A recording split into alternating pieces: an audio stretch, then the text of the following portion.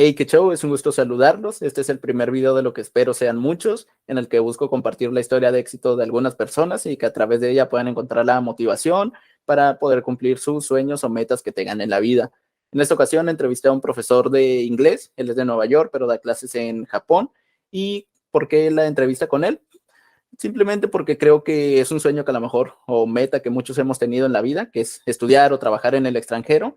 Y pues a continuación solo verán una pequeña parte introductoria que él hace sobre él mismo y ya pasaremos a la entrevista. Espero les guste y vamos. Cool, man. Well, I'm Michael from New York City. I'm 39 years old. My parents are from Dominican Republic. I grew up in Washington Heights, 200th Street. I've been living in Japan for 11 years. I live in just out north of Tokyo in a prefecture called Saitama. The city is called Soka. So I've been here 11 years. So, saying that, let me just ask you the first question. I know that you are from New York, but your parents are from Dominican Republic. So I would like to know how it was to grow up in a Dominican Republic family in New York. Okay. So my community in Washington Heights is basically called like Little Dominican Republic. So all my friends growing up were the same way. It wasn't until like I reached high school that I had like some Mexican, some Colombian, some Ecuadorian friends. So like my school was like 90%, 95% Dominican. So it was like normal. Like most of my friends were the same like us. We spoke Spanish at home, English outside. So we all grew up the same. It was like super normal, and when I went to high school, I went to high school in the Bronx, in the South Bronx on 161st near Yankee Stadium.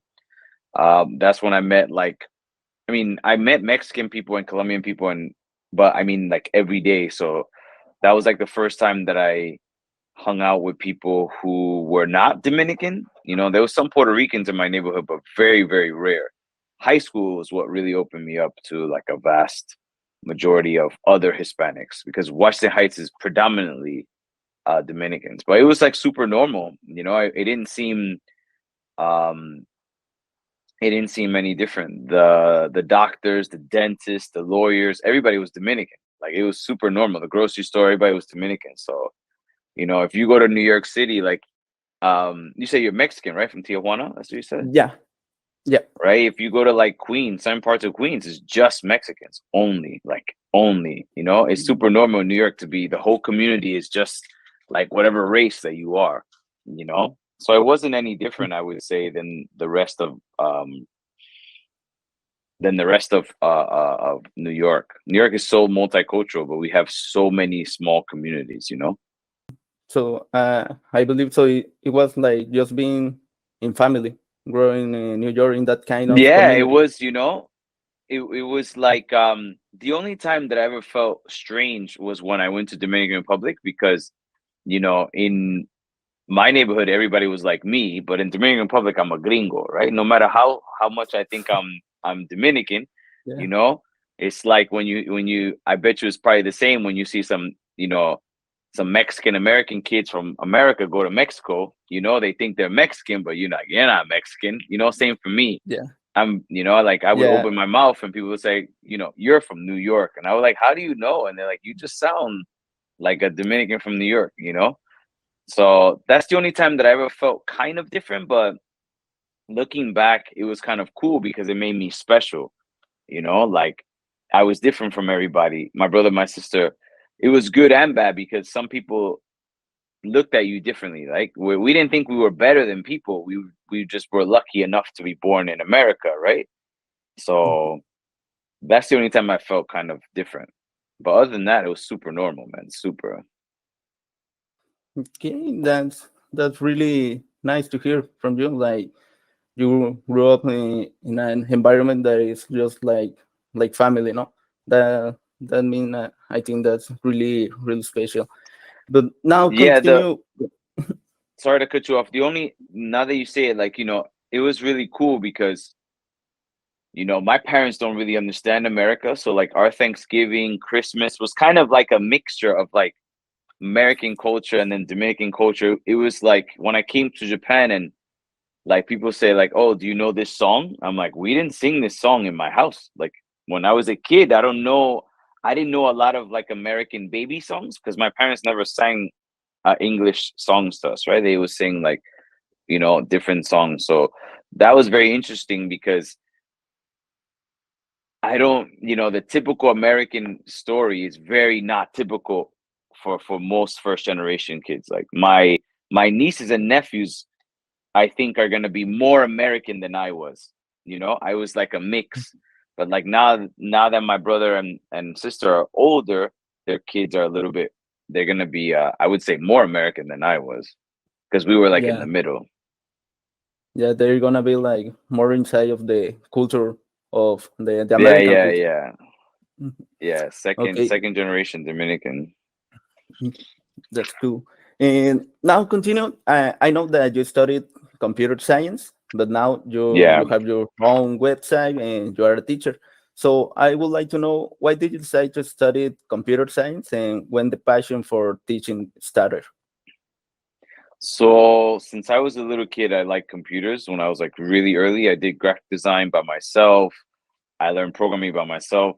And then I went to college and I wanted to be a video game developer. That's what I wanted to do.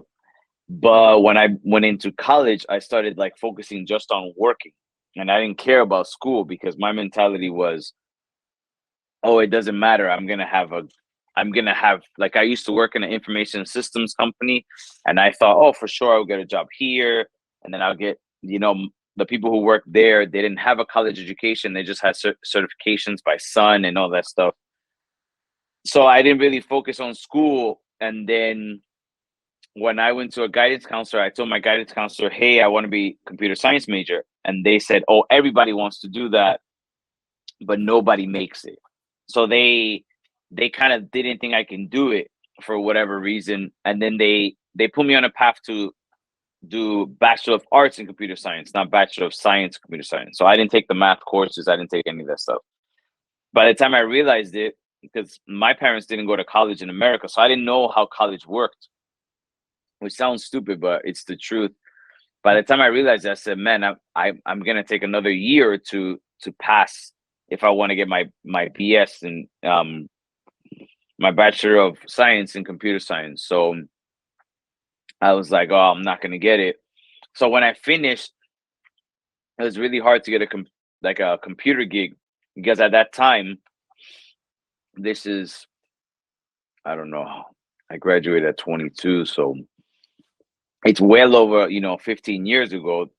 It was tough in the computer field. Now they need people nonstop. Now they're just, always hiring computer staff. But Yeah. years ago, it wasn't. So it's really hard for me to get a job. But during that whole time, I always wanted to come to Japan. Like always, always, always. Since I was like 16, 17, I wanted to come to Japan. So the easiest way to come to Japan was to become a teacher. But I didn't have my license being a teacher. So luckily enough, I Catholic school systems in America, you just need a college education and then like courses that you're going to become a teacher. So luckily enough, they need where I used to go to school, they needed a substitute, like somebody just to be there, and I volunteered, and then they let me stay long term, and then I used that to come to Japan basically. Because I did 2 years, a year and a half, 2 years, yeah, as a teacher there. So it just kind of fell on my lap, but I've always been like working in after school and working with kids and stuff like that my whole life. So it was like pretty normal. Okay, and why did you choose this country, Japan? Why do you want it? When I was like 17, 18, the original Fast and the Furious came out. Did you seen that one, the original one? So Fast, Yeah, the first movie, the Fast First. yeah, yeah, Yeah, yeah, the first one. So I saw that. I was already really big on cars, but I like six V6s, the big muscle cars, like Dodge Vipers, like the old school cars. And then I saw that movie and I was with my friend. I was like, what's that? And he was like, oh, that's JDM. And I was like, what's JDM? And he's like, oh, Japan domestic market. And then I started researching about Japan and Japanese cars. And I just fell in love with the culture, you know?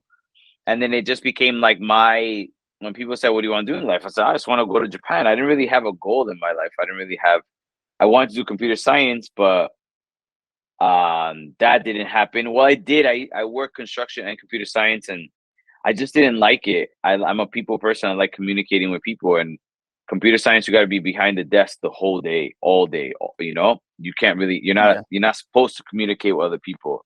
I mean, it takes away from your work if you're communicating with somebody else. So, um, but yeah. So then I had a friend. He lived in Japan. It was like my friend's boyfriend. So we met, and I was like, "How'd you get to Japan?" He said, "Oh, just be a teacher." So I tried to like get in as like a teacher in Japan because you just need a college education to come teach. And everybody said no. But at the same time, a friend of mine was being a flight attendant, and she said, "Oh, just try to be a flight attendant. We go to Japan. So you can travel to Japan if you become a flight attendant. So I don't have to learn Japanese or be a teacher." Then I actually got in being a flight attendant. So I used to travel around the world, and my favorite place to come was Japan. So I came to Japan like 10 times, 15 times, and I was just like in love every single time I came. And then the big earthquake happened, the real big one in March 11. So I used to come to Japan all the time when that happened. And like one day I just got really mad at my company, and I applied and I got in because all the foreigners left Japan when the big earthquake happened. So that's how I got to Japan. I've been here 11 years. I've been here ever since. Wow, that's amazing. So, how you already were in Japan as an attendant um, flyer? So, did you experience any kind of cultural shock when you first arrived in Japan? When I was a flight attendant, everything was just like cool. There was not really culture shock. It was like more of like an experience. Everything like I experienced was really cool. But when I came to live, that's when culture shock happened. Like the size of the rooms, the toilets, how quiet it is, like garbage rules. Like Japan has rules for everything. That was really hard. Like they just, in America there's rules, but no one really follows all the rules, right? Here Yeah, everybody follows the rules. Like if there's a rule, you're following it. Like people are really scared to break the rule, and it's different in America. It's like fuck the rules, like we'll make it up as we go. Japan is like nah, there's a rule, you got to follow it. So I think that was like one of the biggest hurdles. It's like everything has a rule. To throw out the garbage, there's a rule. To recycling, there's a rule. To walk down the street, there's a rule. To take the elevator, there's a rule. To go up the escalator, there's a rule. Now it's normal for me, but when I first came, I was like, man, everything is like thought out for you, so people don't have to think, which is cool because it's a lot of order. Japan is very clean, super orderly, and it's you benefit from that, but sometimes it's just too much. You're like, come on, I don't want so many rules. But the reason why Japan is amazing is the same reason why it's difficult. That pressure to follow the rules can be a bit much for a lot of people. yeah. I mean, I can imagine like to follow all of that rules. Yeah, Yeah, man, it's it's tough. similar here, like in Mexico. We have rules, but how you said, like almost anybody Nobody follow cares, that right? rule. It's like, yeah, Yeah, but it's like, yeah, uh-huh, sure, okay. yeah, But here it's like, exactly. no. And it's like, in America, the people who enforce the rules are like snitches, like people who they snitch on you, or police. Here, the people say, no, you can't do that. They don't say it to your face usually, but like if you throw garbage, they'll call like the real estate company, and the real estate company calls you very nicely. They're like, oh, you threw out the garbage the wrong. Like, what? It's like the big brother kind of feeling. Yeah. So yeah, Okay, it's that's totally nice. different. And now talking more about your website, how did you come up with the idea of 212 English School? And how does the school teach English? So 212 is the area code of New York City, the original one. So like my mom has an original number, and it's a 212 number. So that's why 212 is the name of the school. And the way that I taught was when I came to Japan, like I took a lot of English. Sorry, I took a lot of Japanese lessons, and it was like stuff. It's very important stuff, but it's stuff that you normally don't use. So my method is I try to teach people the most important stuff first: high frequency words, commonly used idioms, and grammar points. So I want to get you to speak as soon as possible, and I want you to use like stuff that everybody uses, slang and things like that. You know, like when you open up a textbook, it's like this is a pen, this is a pencil, which is very, very good. But like this is a pen is something that you're not gonna use for a while unless you're a child, you know. So I try to give people number one is confidence, number two is actual knowledge of things they can use in English. So like slang is, you know, people watch movies all the time and they say, "Oh, I don't understand anything." I said, "Because you don't study slang." You know, slang is a slang could be a class by itself, an hour of just slang. You know, so I think that's the difference between myself and other schools is that I try to go for as much useful information first before I teach anything that's basic, I would say. Yeah, so it's kind of like you teaching like the real English, the English that you use I in mean, real real life. English is a difficult, you know, it's a difficult thing to say because English is different everywhere, right? If you go to Australia, you go to the Yeah. UK. The only thing I know is I would say New York first and then America second, because you can travel in America, like you can go to Texas and I'm like, what are these, you know, Mississippi or Louisiana? I'm like, I don't understand anything that these people are saying, you know, because it's very regional. Um, but but yeah, I would say not real English, but I would say common English. Common. Okay, that's better. Yeah. Yeah, and I really like when you mentioned this thing about the slang English because I remember when I first started learning English. I mean, like you said, you study from the books and they teach you like the like kind of formal English, but then when you And people go laugh. outside, They laugh yeah, at you for speaking formal English. They're like, "Why do you sound like a robot?" You know? yeah, exactly. And then when you go to the streets and people talk to you or you start to talking to people and you start, oh my God, what are you talking about? Like I can't And understand you. Americans don't speak normal. Yeah, don't speak normal English at all. You know? Mhm. So yeah. But you know, there's only certain time in the day, certain amount of information that you can do. So that's what makes it tough, you know. If I had 3, 4 hours every day, but usually lessons are usually just 1 hour. So I try to make a lesson 360, as much information as physically possible, you know, in order to try to help my students, you know. Okay, and that's amazing, bro. So now let me ask you the final question. Is what can you share with people that have a certain dream and don't know how to follow it? What can you tell them, talking in about your experience and all of that? You know, I think what happens with dreams is I'm trying to remember the quote. There's a like a I don't remember the quote, but like dream thinking, I think it was like thinking without action is just a dream, but thinking with action it causes reality. Something like I can't remember what the quote was, but basically it's like I think happiness is every day you should wake up and do something to actualize your dream, right? So if like your dream is to become a better English speaker, you should study every day, or you should try to talk to somebody every day, or learn a new word every day, or like every day you should do something towards your dream. If you're not, then you're wasting time because I'm a firm believer in you have to think it every day. and you can achieve it. You don't need a plan. I think a lot of people mistake, like, you need a plan, you need money, you don't need any of it. You need to visualize what you want and then do something towards that goal every day. Because the universe, in my opinion, it opens its doors when you want something. There's been so many times, even Japan, like I was denied like by 3, 4 companies. They just said no, no, no, no, no. And then, all it takes, you could get 100 no's, but all it takes is one yes and you're in, right? So a lot of people give up and they forget that it just takes one yes and it changes your life.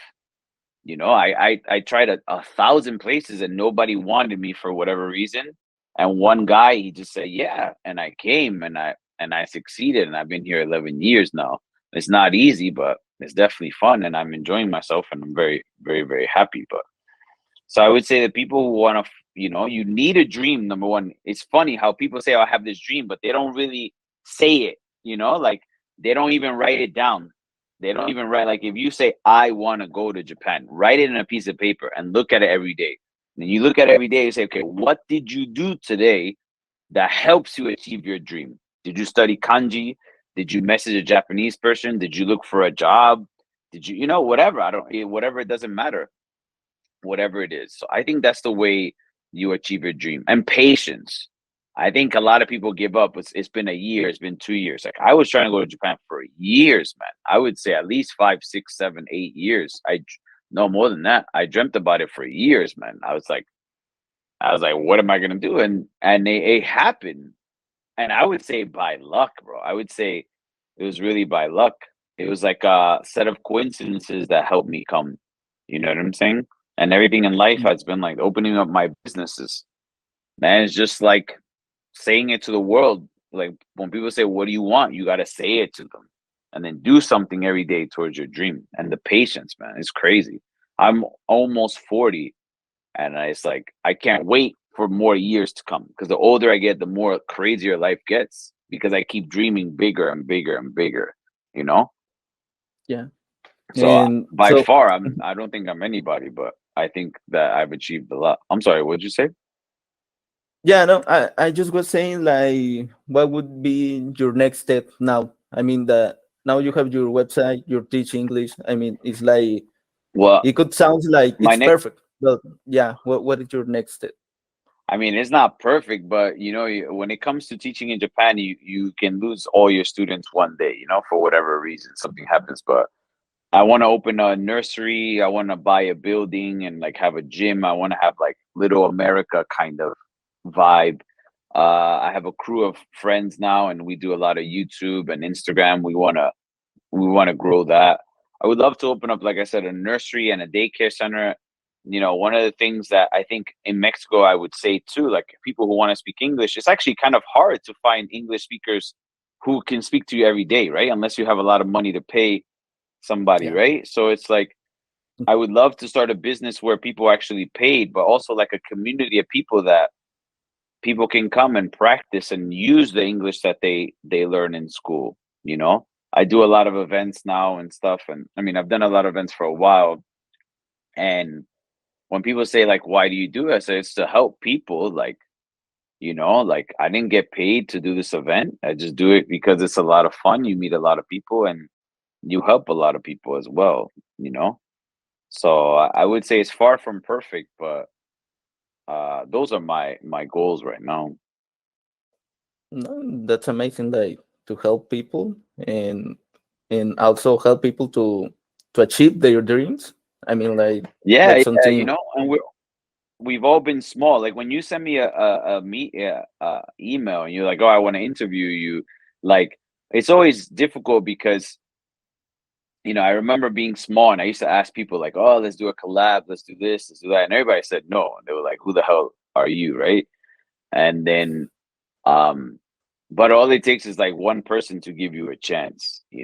And I don't think I'm anybody special, but I think it's pretty cool when people message me and they want to interview. I can't give you like an hour because I get paid by people to speak English, right? So it's a little bit difficult. So I try to balance the time. Like, I don't care how much followers people have. Like, I looked at your thing. Your page is not, it's not a huge page, right? Like, I think you had like a couple hundred followers, and I was like, I don't care. Your idea sounds really, really cool. I don't think I'm anybody special personally, you know. I think I'm just a normal guy, you know. So I try to give everybody a chance as much as, you know, as much as I possibly can. Because if I gave everybody a chance, then I would be on my computer just I would never work. I would just be on my computer doing collaborations all day, you know. But Yeah. I saw your hustle. I saw that you're grinding, so I thought it was pretty cool. And you know, you got to give somebody. Somebody gave me a chance when I was at nobody. As when I didn't have a lot. When I mean nobody, I mean like I didn't have a lot of followers, right? Because that's what we say, a nobody. But Yeah. everybody's a somebody. So I thought it was pretty cool what you're doing, and you know, I hope that you do well in your endeavors, man. It's pretty cool what you're doing. Your English is pretty good. How long you been studying English? Uh, I could say all my life, but when I first started, like, okay, seriously, I need to learn English, was when I start my career at the university. So that's like 4 years ago. So yeah, That's since good. 4 years. English is really good, brother. Keep it up. Your English Thank is you. really good. Thank you. My Spanish is el español mío es horrible. Es horrible, lo hablo machucado, pero lo puedo hablar. Horrible. Y yo no entiendo nada cuando yo tenía amigos míos que eran mexicanos también y ellos hablaban, yo no entiendo nada. Y si un mexicano, un Ecuador y Colombia están hablando juntos, más mejor que yo no estoy ahí. Necesito subtitles porque yo no entiendo nada, nada, nada. So your English is pretty good, brother. So keep it up. Yeah, thank you. And I really appreciate like you gave me this opportunity No, bro, to. you asked me for an interview, man. I'm humbled. I don't think I'm anybody. So I'm you know, I'm humble when people say I want to interview. It's like okay, I don't I'm just a normal guy living in Japan, but thank you, man. I appreciate it.